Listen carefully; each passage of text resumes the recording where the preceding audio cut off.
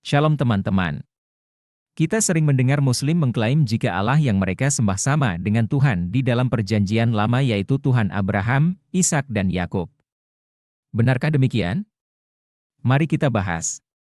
Surat Al-Maidah, bab 5, ayat 18 menyatakan Yahudi dan Nasrani bukan anak-anak Allah. Saya bacakan terjemahannya berdasarkan Quran Kemenak. Orang Yahudi dan orang Nasrani berkata, kami adalah anak-anak Allah dan kekasih-kekasihnya. Katakanlah, jika benar begitu, mengapa Allah menyiksa kamu karena dosa-dosamu?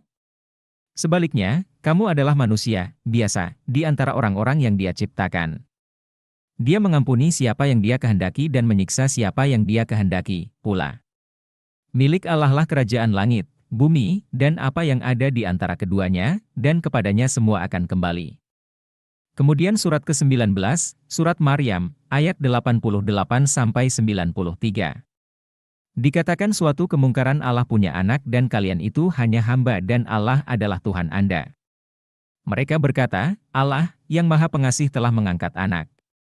Sungguh, kamu benar-benar telah membawa sesuatu yang sangat mungkar. Karena ucapan itu, hampir saja langit pecah, bumi terbelah, dan gunung-gunung runtuh berkeping-keping. Hal itu terjadi karena mereka menganggap Allah yang Maha Pengasih mempunyai anak.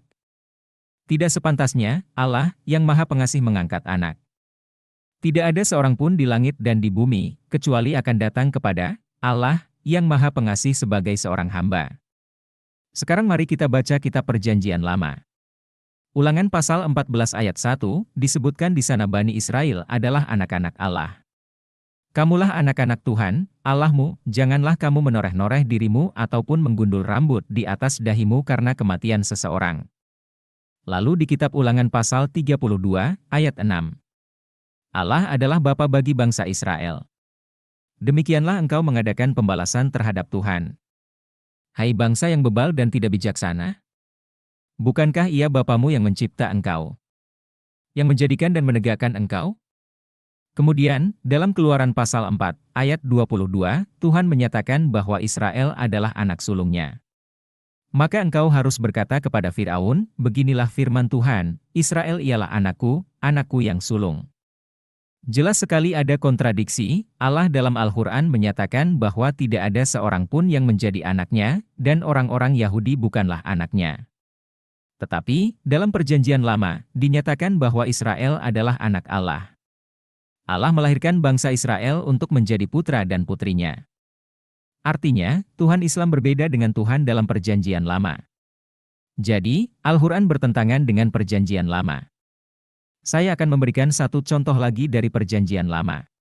Dalam Ulangan 24, ayat 1-4, tertulis jika seorang pria menceraikan wanita dan wanita itu menikah lagi, lalu suami kedua meninggal atau menceraikannya, suami pertama tidak boleh menikahinya lagi karena itu menjijikkan bagi Allah. Mari kita baca Ulangan pasal 24 ayat 1-4.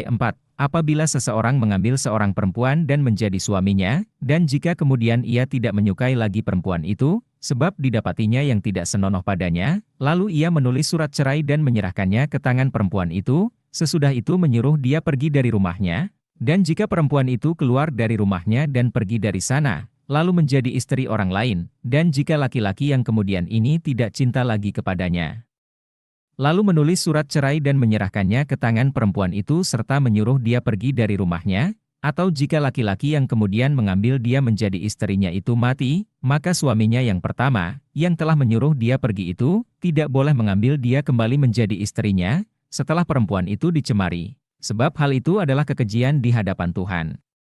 Janganlah engkau mendatangkan dosa atas negeri yang diberikan Tuhan, Allahmu, kepadamu menjadi milik pusakamu.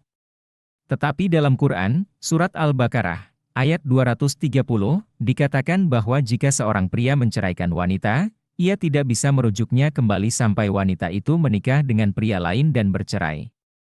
Dalam Islam, pria itu disebut muhalil, yang membuat wanita halal kembali ke suaminya. Sedangkan di kitab Ulangan yang tadi kita baca mengatakan ini menjijikkan, kotor, dan jahat. Ada kontradiksi.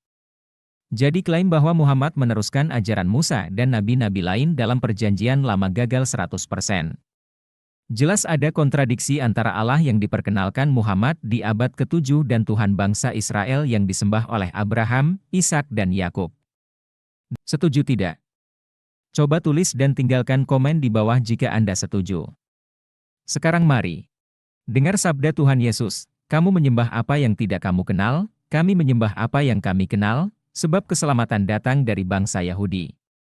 Yohanes pasal 4 ayat 22. Terima kasih sudah menyimak.